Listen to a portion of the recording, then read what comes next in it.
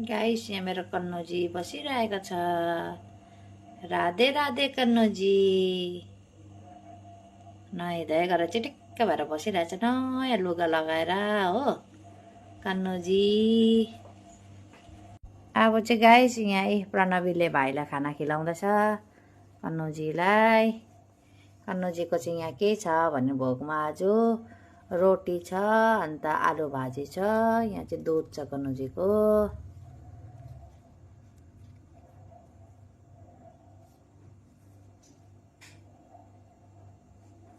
कन्नुजीलाई खिलाउँदैछ प्रणवीले चाहिँ। दुध पिलाइदेऊ।